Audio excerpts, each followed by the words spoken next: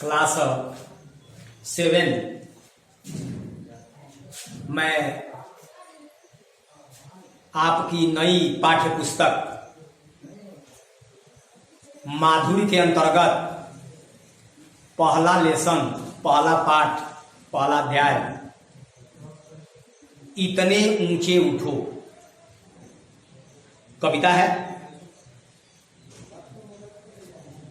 इस कविता के कवि लेखक द्वारिका प्रसाद माहेश्वरी जी हैं। इन्होंने यह शिक्षा दिया है समाज में किस तरह के समरसता के भाव होने चाहिए। इस कविता में कवि ने मनुष्य के सारे भेदभाव, जाति, धर्म, ईर्ष्या, द्वेष से परे इससे उठकर आगे बढ़ने की प्रेरणा दिया है। कवि का मानना है, द्वारिका प्रसाद माहेश्वरी का मानना है कि हे मनुष्य, समाज की जो पुरानी जीर्ण शीर्ण परंपराएं हैं उनको त्याग कर नवीनता का संचार करना है। अर्थात अतीत को त्याग कर वर्तमान में जीने की प्रेरणा उन्होंने समाज के लोगों को दिया है। आइए पहला पाठ इतने ऊंचे उठो। इतने ऊंचे उठो कि जितना उठा गगन है, देखो इस सारी दुनिया को एक दृष्टि से सिंचित करो धरा समता की भाव दृष्टि से।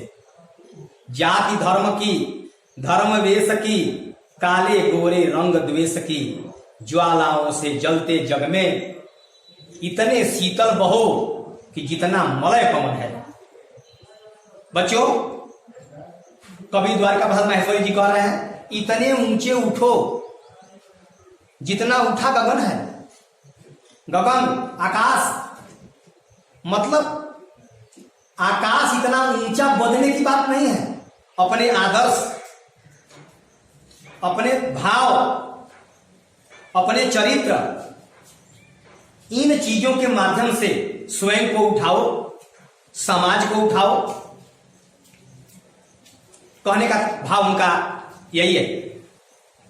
इतने ऊंचे उठो कि जितना उठा गगन है। आकाश जैसा धैर्यवान, आकाश के समान आदर्श बनो ताकि तुम भी आकाश के समान श्रेष्ठ बनो, पूजनीय बनो।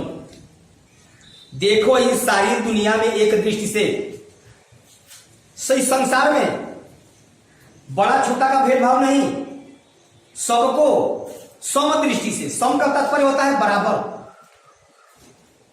बराबर की दृष्टि से देखो। न कोई छोटा है न कोई बड़ा है। जिसका चरित्र उच्च है वही बड़ा है। सिंचित करो धरा समता की भाव दृष्टि से। वृष्टि का तात्पर्य वर्षा से होता है। जैसे तपती हुई धरती को वर्षा से शीतलता प्राप्त हो जाती है, उसी तरह से अपने प्रेम रूपी जल से इस समाज रूपी धरा को समता के भाव से सींचो, समरसता का भाव पैदा करो। इसमें जाति भेद, धर्म वेश, न धर्म का भेद होना चाहिए न जाति का भेद होना चाहिए। जाति और धर्म इससे परे हमें काले गोरे के प्रति द्वेष की भावना, जाति धर्म के प्रति द्वेष की भावना, इसको निकाल फेंकना होगा।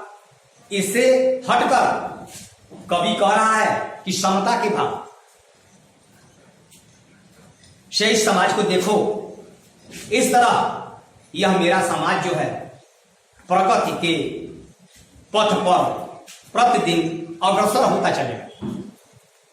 ज्वालाओं के जलते जग में समाज में कटुता के भाव है, लोग एक दूसरे से जल रहे हैं। उन ज्वालाओं को, उन द्वेष से जो लोग जल रहे हैं उनको समझाओ, स्वयं ऐसा बनो। कवि कैसा बनने की बात कर रहा है? कवि कह रहा है कि तने शीतल बहु की जितना मलय पवन है। मलय पवन एक विशेष प्रकार का हवा है जिसमें बड़ा ही शीतलता होता है, मंद मंद चलता है, तबीयत प्रसन्न हो जाती है। तो इतना शीतल बहो कि जितना मलय पवन है, तुम अपने प्रेम रूपी समरसता के भाव रूपी समाज में एक प्रेरणा स्वरूप अपना एक वर्चस्व कायम करो, जिससे कि समाज को संतुष्टि मिले, समाज में समरसता के भाव पैदा करो। शीतलता तुम्हारी ऐसी होनी चाहिए, नम्रता तुम्हारी ऐसी होनी चाहिए। शीतलता का मतलब यह नम्रता से। नम्र लोग की भाषा वाणी बड़ी ही मीठी होती है। कवि द्वारिका प्रसाद महेश्वरी जी कह रहे हैं, नए हाथ से वर्तमान का रूप संवारो। आप नई नई सोच रखिए, अतीत को छोड़ दीजिए, वर्तमान को संभालने की चेष्टा कीजिए, वर्तमान बनाइए। पीछे अतीत में क्या हुआ उसको भूल जाइए। नई तुलिका में रंगों के रंग उभारो और विभिन्न प्रकार के अपने जीवन के अंदर विभिन्न प्रकार के खुशियों के रंग आप अपने कर्म और कर्तव्य से उभार सकते हैं। नए राग को नूतन स्वर दो, नए राग को नूतन स्वर दो। नई नई चीजों में नया नया आविष्कार करो और अच्छी अच्छी चीजों को, प्रेरणादायक शब्दों को, वाक्यों को अपने भाषा में स्थान दो। युग की नई मूर्ति रचना में इतने मौलिक बनो कि जितना स्वयं सृजन है, नयापन होना चाहिए। जीर्णता शीर्णता को छोड़ो,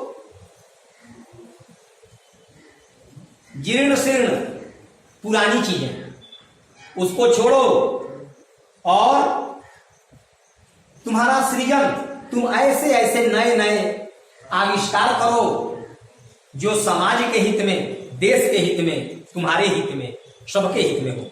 इस तरह का सृजन आविष्कार होना चाहिए। कवि का ऐसा मानना है। लो अतीत से उतना ही जितना पोषक है, उतना ही किसी भी चीज में लेने का प्रयास करो, करने का प्रयास करो, बोलने का प्रयास करो जितना आवश्यक हो। आवश्यकता से अधिक कोई भी विषय वस्तु अच्छी नहीं होती।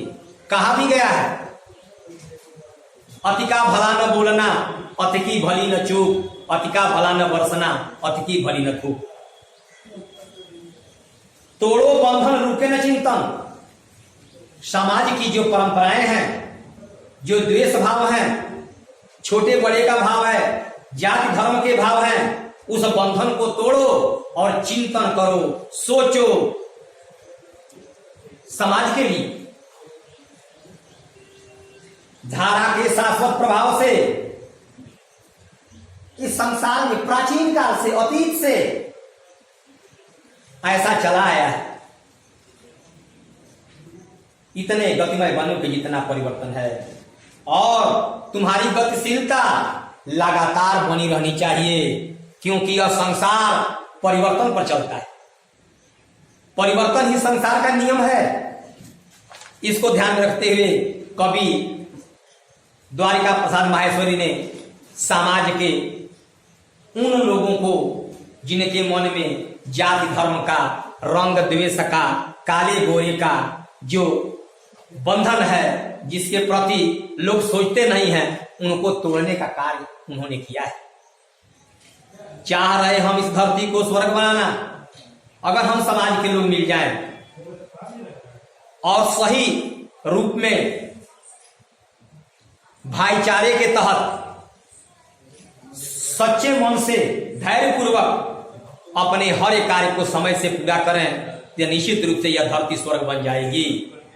ऐसा कवि का मानना है। ऐसा समाज में होना भी चाहिए। अगर कहीं हो स्वर्ग उसे धरती पर लाना। इसलिए कवि कह रहा है कि इस तरह के जब भाव आ जाएंगे तो यह धरती भी स्वर्ग बन जाएगी। सूरज, चांद, चांदनी, तारे सब हैं प्रतिपल साथ हमारे। सब कुछ यहीं पर है, सब कुछ यहीं पर है। सकल पदार्थ यही जग माही, कर्महीन कुछ पावत नहीं।